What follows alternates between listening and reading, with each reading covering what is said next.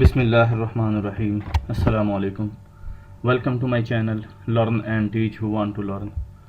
आज हम सीखेंगे कि सेल्स टैक्स रिटर्न में NIR ये जो आ रहा है साइड पे आप देखें, डेबिट नोट क्रेडिट नोट के लिए होता है, वो हम किस तरह से एंट्री करते हैं उसकी। और NIR स्टॉक स्टेटमेंट, इसमें हम मटेरियल कंजम्पशन की एंट्री किस तरह से करेंगे। NIR को देख लेते हैं पहले, ठीक है। इस पर मैं क्लिक कर देता हूँ और यहाँ पे आपके वो जो है ना डेबिट नोट दिखा देता हूँ। अच्छा, डेबिट नोट जो होता है आप वेंडर को इशू करते हैं, ठीक है, जिसका मटेरियल आप रिटर्न कर चुके होते हैं। उसमें मटेरियल में कोई इशू आ गया, ठीक है, क्वालिटी का इशू है या वैसे ही रिजेक्ट कर दिया है प्रोडक्शन वालों ने, या रेट का भी डिफरेंस है, ठीक है, रेट डिफरेंस की वजह से भी उसने ज़्यादा लगा दिया है, वैसे डिसाइडेड कम था, तब रेट डिफरेंस का भी आप डेबिट नोट डालेंगे। बहुत कम रेयर केसेस में होता है कि उसने क्लेम कम किया और आपने एज इट इज़ उसे ले लिया इनवाइस में रिटर्न, सेल्स टैक्स रिटर्न में, और बाद में उसे क्रेडिट नोट इशू करना पड़ गया वेंडर को। लेकिन ये रेयर केसेस में होता है। 95% चांसेस जो हैं वेंडर को डेबिट नोट इशू करने के होते हैं। इसी तरह से कस्टमर को क्रेडिट नोट इशू हो सकता है, ठीक है, वो भी अगर कस्टमर ने मटेरियल आपको कोई रिटर्न किया है तो। दोनों की एंट्री सेम होती है, लेकिन एक चीज़ मैं यहाँ पे आपको बता दूँ, ये डेबिट नोट का एक फॉर्मेट देख लें आप। इस तरह से है कि यहाँ पे आपने अपना कंपनी नेम दे देना, NTN sales tax registration number आ जाएगा, डेबिट नोट नंबर तरतीब से जो आप दे रहे हैं वो दे दें, जिस मंथ को आप जिस डेट को आप इशू कर रहे हैं वो दे दें। यहाँ पे आ जाएगा इनवाइस नंबर, वेंडर का इनवाइस नंबर। ये इनवाइस नंबर वो है जो आप क्लेम कर चुके हैं, सेल्स टैक्स रिटर्न में ले चुके हैं, जो आपकी प्रीवियस सेल्स टैक्स रिटर्न में, यानी कि प्रीवियस 6 मंथ की, 6 मंथ से जो ओल्ड होगी उसे पिक नहीं करता सिस्टम जो है FPR का, ठीक है। 6 मंथ तक जो ओल्ड हैं उन्हें पिक कर लेगा और उसका आप डेबिट नोट डाल सकते हैं। डेबिट नोट के लिए आपने जो इनवाइस ली हुई है उसके अगेंस्ट, ठीक है, वो वही नंबर देना होता है रिटर्न में। मैं अभी आपको दे के दिखाता हूँ। सेल्स टैक्स रिटर्न में आपने वेंडर का इनवाइस नंबर वही देना होता है जो आप क्लेम कर चुके हैं, ठीक है, और सेम डेट आपने देनी होती है।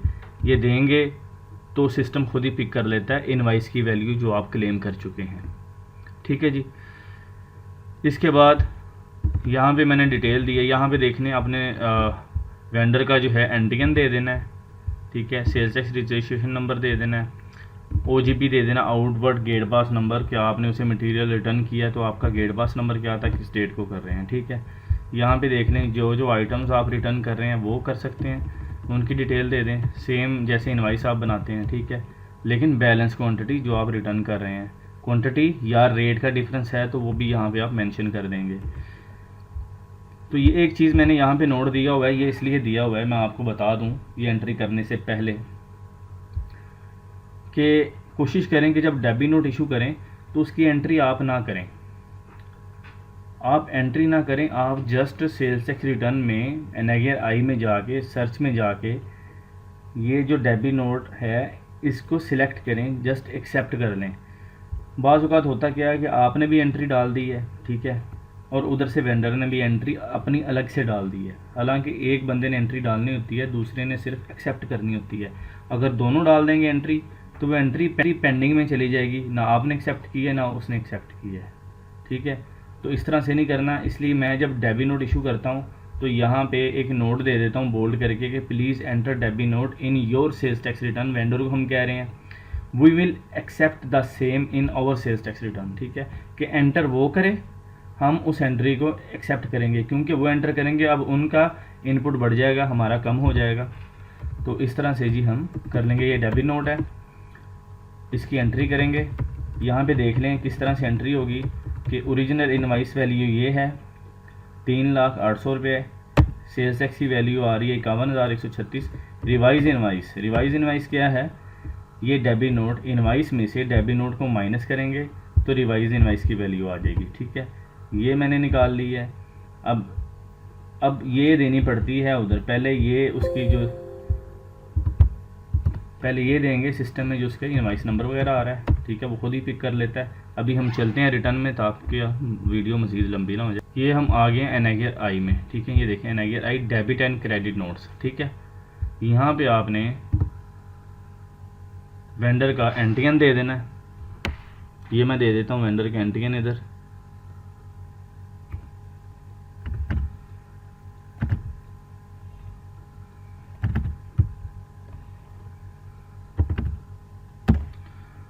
आप एंटियन देंगे तो वो जो है उसका नेम वगैरह वो खुद ही पिक कर लेगा, ठीक है। तो उसका CNIC और नेम पिक कर लिया उसने। यहाँ पे अब आपने अपना डेबिट नोट नंबर देना है जो आपने इशू किया है, जैसे ये 18 नंबर है और 30 सितंबर का है, ठीक है, 18।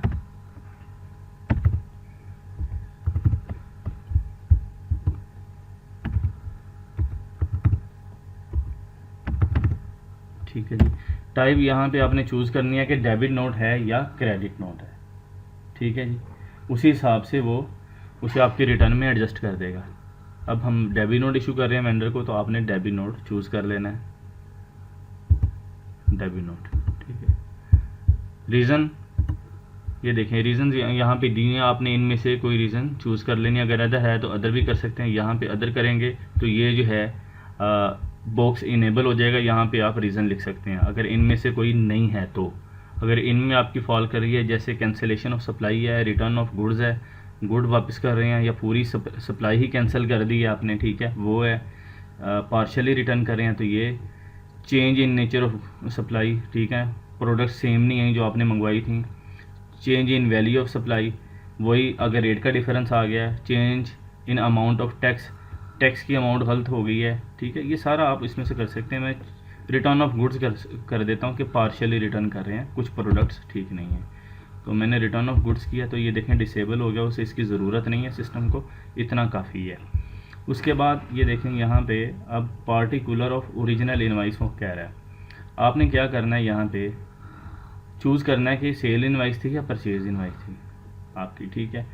हमारी परचेज़ इनवाइस थी, वेंडर से हमने ली थी, तो PI परचेज़ इनवाइस, ठीक है। यहाँ पे आपने वेंडर का इनवाइस नंबर दे दें, मैं दे रहा हूँ, इनवाइस नंबर दे के इनवाइस डेट देनी है,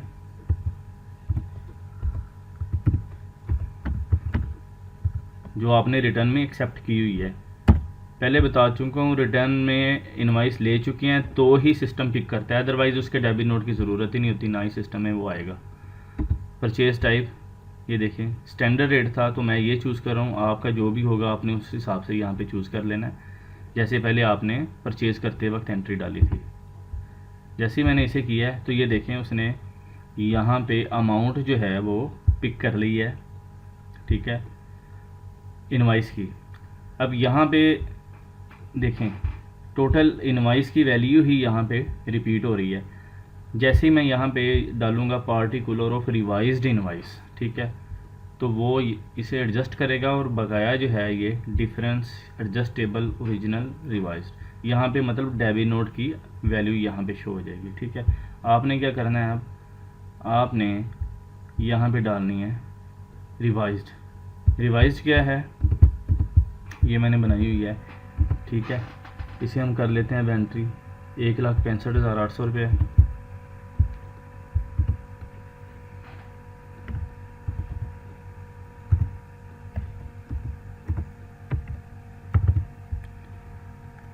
ठीक है जी। सेल्स टैक्स इसमें कितना इन्वॉल्व है, 28,186।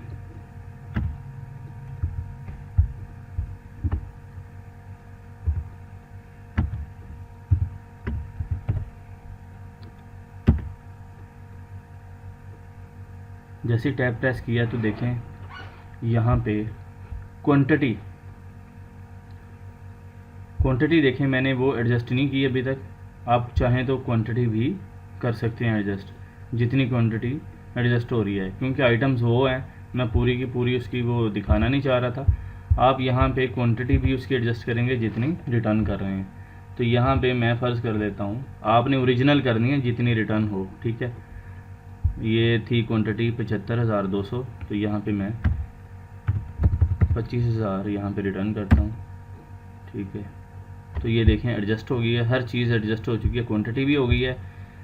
रिवाइज जो है अब ये डेबिट नोट की वैल्यू रह गई है, एक्स वैल्यू 1,35,000 और 22,950। ये अब आपके इनपुट में से माइनस होगा 22,950। ये देखिएगा ज़रा, डेबिट नोट मैं आपको दोबारा से दिखा दूँ, ये देख लें। डेबिट नोट की जो वैल्यू आ रही है 1,35,000 है, इसमें सेल्स टैक्स जो इन्वॉल्व है 22,950 है। यहाँ पे देख लें सेल्स टैक्स आ रहा है 22,950, ठीक है। अब मैं इसे ऐड कर लेता हूँ। मुझे इसकी ज़रूरत नहीं है, मैं सिर्फ आपको समझाने के लिए बता रहा हूँ कि ये इस तरह से एंट्री करते हैं। मैं इसका इम्पेक्ट दिखा देता हूँ, उसके बाद मैं डिलीट कर दूँगा इसे, ठीक है। तो ये देख लें जी, इनवाइस हमारी, ये देख लें जी, डेबिट नोट जो है ऐड हो चुका है, इसमें उसका इम्पेक्ट आ रहा है। इनवाइस नंबर उसने पिक कर लिया, बता दिया डेबिट नोट है, रिटर्न ऑफ गुड्स हर चीज़ उसने दे दी है। अब यहाँ पे देखें वो क्या कर रहा है, इनवाइस वैल्यू वो दे रहा है टोटल कि 3 लाख की थी, सेल्स टैक्स इन्वॉल्व था 51,136, ठीक है। जो रिवाइज्ड इनवाइस, ये देखें ऊपर रिवाइज्ड इनवाइस, ठीक है। ये ओरिजिनल इनवाइस आ रही है पहले, ठीक है, बता दिया उसने रिवाइज्ड इनवाइस जो हमने फिर रिवाइज की है 1,65,, 28,186, और यहाँ पे उसने डिफरेंस जो है पिक कर लिया, 1,35,000 बकाया रह गया और 22,950, ठीक है। अब हमारा जो है ये इनपुट भी एडजस्ट हो जाएगा। मैं यहाँ पे इसे करता हूँ back to return.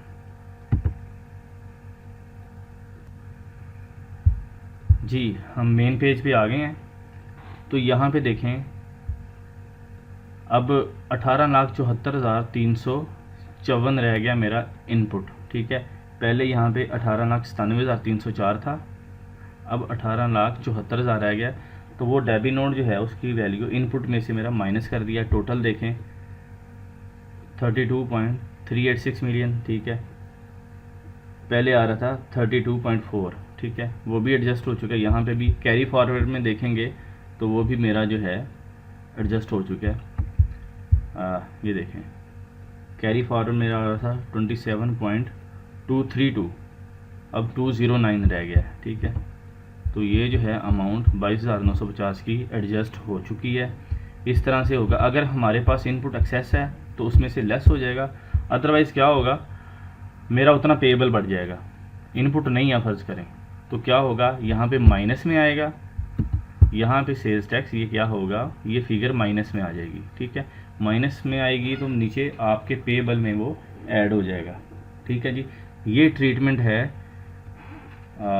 Debit note का। क्रेडिट नोट भी इसका सेम है, ठीक है। तो आगे हम चलते हैं जी। इसको मैं अभी डिलीट बाद में कर देता हूँ, पहले हम एनेगर आई में आ जाएं, एनेगर एफ कर लें। अब हम एनेगर एफ पे आ जाते हैं, इस पे मैंने क्लिक किया। अच्छा जी, ये आ गए हम एनेगर एफ में। मैंने ये एक्सेल में वर्किंग की हुई है, ठीक है। अब इसे मैं क्लोज़ कर दूँ कि इसकी एंट्री हो चुकी है कंप्लीट, ठीक है। अब ये रह जाए मेरे पास। ये देखें एक्सेल में मैंने ये फॉर्मेट बनाया हुआ है। अब आपने करना है क्या है, एनेगर एफ के लिए ये देखें ये आ रहा है सेम जो इस महीने, ये ओपनिंग बैलेंस है प्रीवियस का, ओपनिंग बैलेंस आ रहा है। वैल्यू ये है क्या, ABCD वैल्यू। नंबर 2 पे सेल्स टैक्स की ABCD, और नंबर 3 पे ABCD आ रहा है एडिशनल वैल्यू ऑफ टैक्स। ये मैं थोड़ा सा बता दूं आपको। फर्स्ट वाला जो है यहाँ पे वैल्यू जो आ रही है, ये आ रही है मटेरियल की वैल्यू, जो हम मटेरियल परचेज़ करते हैं। अब यहाँ पे आ जाएं, ये है डोमेस्टिक परचेजेस, जो लोकल हम परचेज़ कर रहे होते हैं विद इन कंट्री। ये इंपोर्ट है जो हम इंपोर्ट कर रहे होते हैं, और ये उसका टोटल आ रहा होता है यहाँ पे। अब ओपनिंग बैलेंस है प्रीवियस मंथ का, जो क्लोजिंग था वो इस मंथ का ओपनिंग उठाएगा, सिस्टम खुद ही पिक करेगा। परचेजेस क्या हैं, ये रिटर्न में जो हमारी इस महीने हमने ली हैं वो उससे मैच करेंगी 100%। ये मैं इसे Ctrl+C करता हूँ, आपके सामने बना देता हूँ ताकि आप देख लें जल्दी से। ये आ गया इंपोर्ट,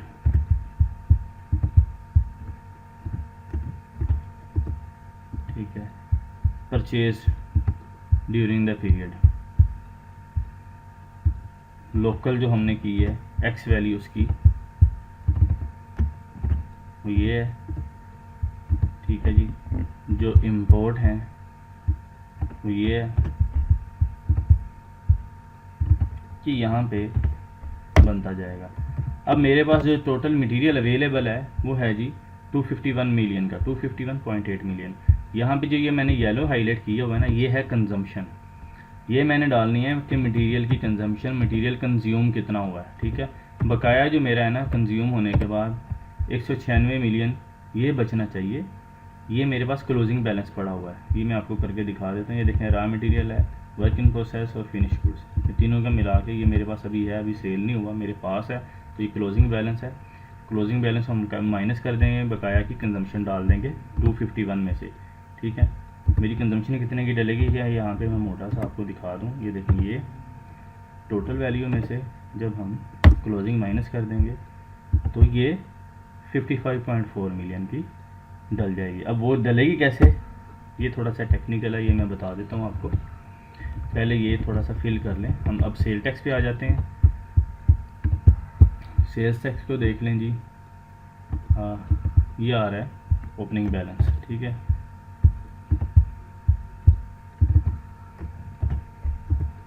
सेल्स टैक्स पिक कर लिया।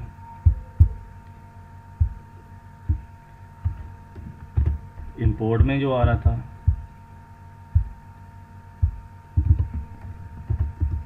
वो कर लिया है। इस महीने जो ऐड हुआ है लोकल में,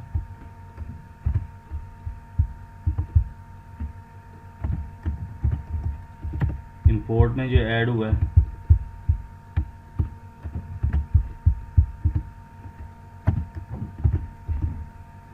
ठीक है जी। अब ये देखेंगे, ये आ रहा है 44.3 मिलियन। यहाँ पे भी देखें तो ये 44.3 मिलियन ये आ रहा है, ठीक है। यहाँ पे अब ये जो आ रहा है ना, अब 1 जुलाई से क्या किया उन्होंने कि इस पर ना एडिशनल टैक्स लगा दिया इंपोर्ट पे, ठीक है। वो लेकिन वो है एडजस्टेबल। 17% तो नॉर्मल सेल्स टैक्स है, उस पर 3% मज़ीद ऐड कर दिया है। तो ये जो 3% है ये भी हमारा एडजस्टेबल है, लेकिन हम अब इसे भी एडजस्ट करेंगे। वो किस तरह से करना है ये देखें, कॉपी करके मैं, ओपनिंग बैलेंस नहीं था इंपोर्ट में, परचेज़ में आया ड्यूरिंग द पीरियड, इस पीरियड में, ठीक है। तो यहाँ पे एंट्री करेंगे हम। तो ये जी हमारी एंट्री हो चुकी है अभी तक की। अब हमने कंजम्पशन किस तरह से डालनी है तो उसे देख लेते हैं। ये देखें, मैंने यहाँ पे क्लोजिंग बैलेंस उठा लिया है 196 मिलियन, जो यहाँ पे मैं शो कर रहा हूँ, ठीक है। आपने अपनी एक समरी बना लेनी है पूरी डिटेल जो है आपकी, फिर आपने उसका लिंक इधर लगा देना है, ठीक है। मटेरियल कंज्यूम कितना है इसमें देखेंगे, ये किस तरह से मैं कर रहा हूँ, जैसे मैंने आपको करके भी बताया पहले कि ये देखें, opening balance total plus purchase हुआ है जो टोटल, ठीक है, उसमें से क्लोजिंग माइनस कर दिया है। ये देखें, ये वाला क्लोजिंग माइनस हो रहा है, ये फार्मूला लगा हुआ है। बकाया ये जो है 55.4 मिलियन, ये कंजम्पशन है। अब ये कंजम्पशन किस तरह से है वो भी देख लें ज़रा। यहाँ पे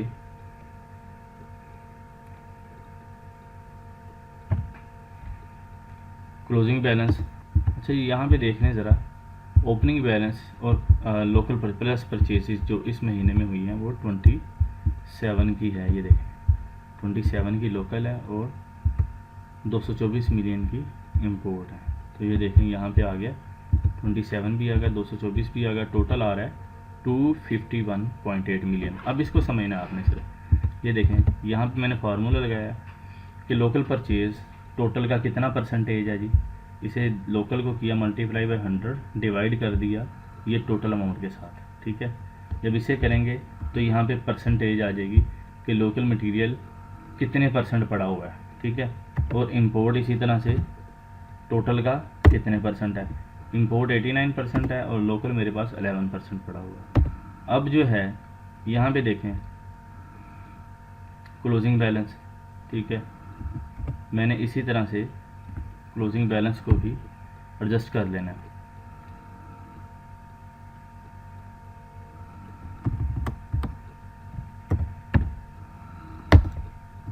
ठीक है, उसी परसेंटेज के हिसाब से।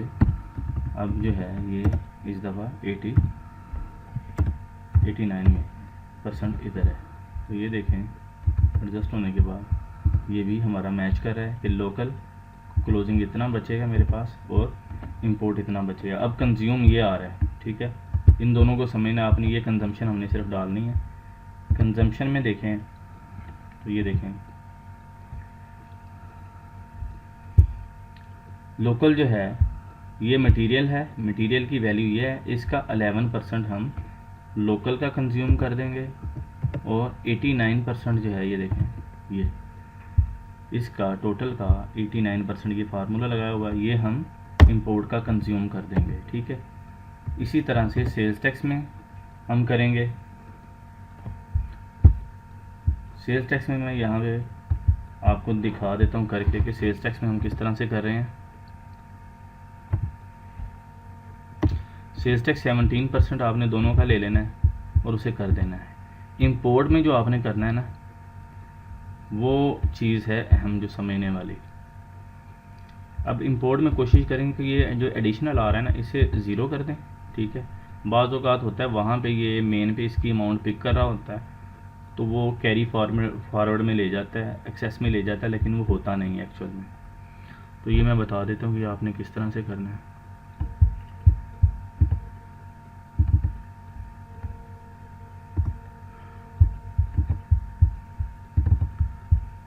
इंपोर्ट में टोटल जो आ रहा है सेल्स टैक्स जो कंज्यूम होगा 8.3 मिलियन। अच्छा, ये नॉर्मल टैक्स आ रहा है, ये जो ऊपर है ये देखें, इसमें ये नॉर्मल टैक्स है, इसे हमने एडजस्ट करना है। और एडिशन जो वैल्यू एडिशन टैक्स है, इसको वैल्यू एडिशनल जो है ना ये आपने टोटली कर देना है, ठीक है। क्योंकि ये मेन में बाज़ औक़ात ये अमाउंट उठा लेता है तो वो ये आपका कैरी फॉरवर्ड में ले जाता है, एक्सेस में ले जाता है, एक्चुअल में होता नहीं है।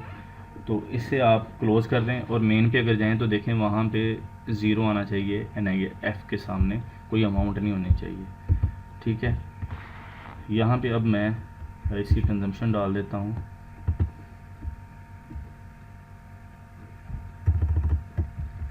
यहाँ पे टोटल ये जो है कंज्यूम कर दें, ठीक है। सॉरी, यहाँ पे ये जो है कंजम्पशन में ये जो आ रहा है कंज्यूम और सोल्ड, ठीक है, इसे मैं कंज्यूम डाल के पूरे का पूरा ऐसे ज़ीरो कर देता हूँ, ठीक है। ये हो गया। बकाया मेरा बचता है ये, इसमें से मैं इसे माइनस करूँ तो देखें ये मेरा नॉर्मल टैक्स जो है ये कंज्यूम हो जाएगा, ठीक है। ये मैंने, आप समझ रहे हैं बात को, इस तरह से हमने करना है। मैंने एडिशनल जो था इसे ज़ीरो ही कर दिया। बकाया जो टैक्स है टोटल इन दोनों का करूं तो क्या आता है 8.3, यही वाला आ रहा है, ठीक है। अब मैं इंपोर्ट में जाके इस अमाउंट को एडजस्ट कर दूंगा। लोकल में कर दिया मैंने। यहाँ पे देखें इंपोर्ट में जो सेल्स टैक्स एडजस्ट होगा मेरा एडिशनल मैं कर चुका हूँ और इंपोर्ट वाला मेरा ये है, ये हो गया एडजस्ट, ठीक है। अब यहाँ पे लोकल को मैंने करना है। लोकल मेरा कितना एडजस्ट हो रहा है, ये है सेल्स टैक्स, ये हो गया। फार्मूले लगाना आपने यहाँ पे। लोकल मटेरियल कितना एडजस्ट हो रहा है, यहाँ पे आ जाएं। ये जो है जी मटेरियल कंज्यूम, ठीक है, ये आ रहा है लोकल का, ये हो गया। और मटेरियल कंज्यूम जो है ये देखें इंपोर्ट का, ठीक है, ये आ गया। अब यहाँ पे देखें ये कंजम्पशन डालने के बाद मेरा ये मैच कर रहा है, देख रहे हैं, ठीक है। इसी तरह से हम जब टैक्स की भी कंजम्पशन डालेंगे तो हमारा मैच कर जाएगा। अब हमने सिर्फ इसकी एंट्री पुट कर देनी है, वो मैं आपको यहाँ पे करके दिखा देता हूँ। कंज्यूम, अब ये कितना है,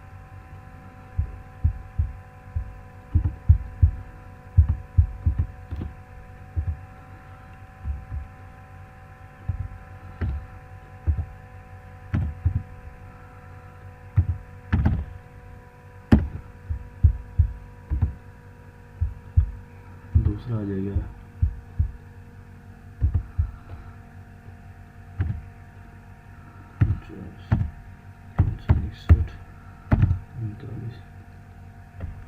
ये हो गया। ये अब करने के बाद क्लोजिंग बैलेंस आ रहा है 196,377,436, ये देखें मैच कर गया। इस तरह से आपने चेक लाजमी कर लेना कि कहीं पे कोई गलत अमाउंट ना फीड कर दें। सेल्स टैक्स को देख लेते हैं जी। यहाँ पे लोकल है, लोकल के नीचे लोकल को ही डालना है आपने 1043,294 यहाँ पे डाल दें 1043,294। क्या हो गया?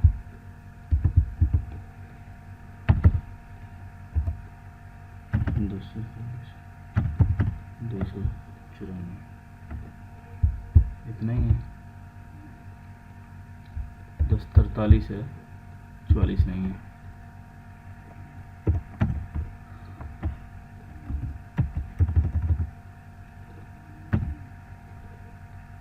दस 43,294 ये आ गया। और यहाँ पे सेल्स टैक्स जो है इंपोर्ट में कितना है 5548,656।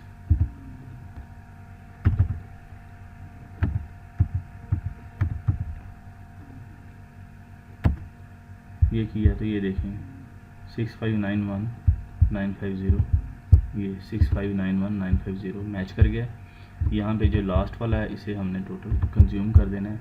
ये जो आ रहा है 28,42,721 28,42,721 ये मैंने किया था। ये देखें नीचे ये जो है अब क्लोजिंग बैलेंस ज़ीरो हो चुका है। ये आ रहा है क्लोजिंग, ये ज़ीरो वैल्यू एडिशन टैक्स का क्लोजिंग। सेल्स टैक्स का क्लोजिंग क्या आ रहा है टोटल 37.7 मिलियन। ये देखें 37.7 मिलियन। और मटेरियल का क्लोजिंग आ रहा है 196.3 मिलियन। तो ये देखें 196.3 मिलियन। ठीक है जी, इसे मैं करता हूँ अब यहाँ पे सेव। ये देखें डाटा सेव्ड और मैं बैक टू रिटर्न कर देता हूँ। अब ये देखें NIR F, ठीक है जी। यहाँ पे अब हमारी अमाउंट कोई नहीं आ रही। अगर आप उसे एडिशनल जो टैक्स है उसे ज़ीरो नहीं करेंगे तो वो एडिशनल टैक्स वाली अमाउंट यहाँ पे उठा लेगा और उसे कैरी फॉरवर्ड में ऐड कर देगा, तो जिसका आपको नोटिस आ जाना है। ठीक है, आपने इस चीज़ को ज़रा देखना है कि NIR F यहाँ पे अमाउंट जो है ज़ीरो होनी चाहिए, कोई अमाउंट पिक ना कर ले सिस्टम। तो इस तरह से अगर आपकी एडिशनल में जा रही है तो कंजम्पशन जितनी है पहले एडिशनल वाली जो सेल टैक्स की अमाउंट है वो उसे क्लोज करें, बाद में जो दूसरी ऊपर आ रही है नॉर्मल उसे जो है कंज्यूम करें। ठीक है जी, इस तरह से हम इसकी करते हैं। वैसे अब मैं ना डेबिट नोट को अब मैं हटा देता हूँ तो मेरा नॉर्मल आ जाएगा। मैं आपको सबमिट करके भी दिखाई देता हूँ क्योंकि मैं कंप्लीट तो ऑलमोस्ट कर ही चुका हूँ। तो यहाँ पे मैं NIR I में जाता हूँ। NIR I में ये मैं आ गया हूँ। तो यहाँ पे मैं इसे चूज़ करके डिलीट कर देता हूँ। सिस्टम पूछ रहा है you sure want to delete, yes कर दिया।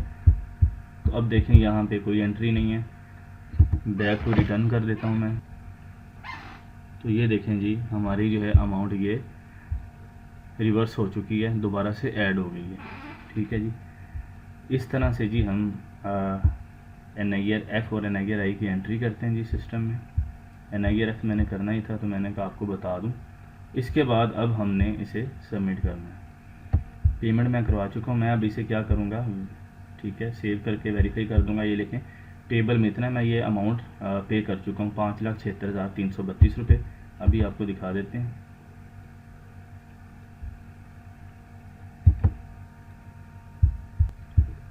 आपने वेरीफाई कर लेना इसे। जब वेरीफाई आप कर लेंगे तो ये फीड CPR का बटन जो है इनेबल हो जाएगा। ठीक है, फीड CPR करें।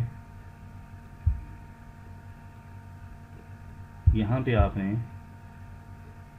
ये जो CPR आ रहा है, ये जो आपने पेमेंट की होगी वो यहाँ पे अपीयर हो जाएगा। ठीक है, ये देखें 5,76,332 5,76,332 यही अमाउंट आ रही है। आपने क्या करना है, यहाँ से चूज़ कर लेना है इसे। देखें मैंने चूज़ किया, अभी तक ये अमाउंट यहाँ पे अमाउंट सिलेक्टेड नहीं आई। ठीक है, सिस्टम कई दफ़ा स्लो होता है, आपने इसे अनचेक करना है, दोबारा से फिर इसे चेक करना है ताकि अमाउंट यहाँ पे शो हो जाए। दोबारा देखिएगा, मैं दोबारा करता हूँ। अब देखें अब ये उसने पिक कर लिया और नीचे बैलेंस अमाउंट उसने ज़ीरो कर दिया A-B, तो बैलेंस अमाउंट ज़ीरो ही होनी चाहिए। अगर पिक ना करे तो आपने अनचेक करके उसे दोबारा से चेक कर लेना। अब यहाँ पे मैं कंफर्म कर देता हूँ।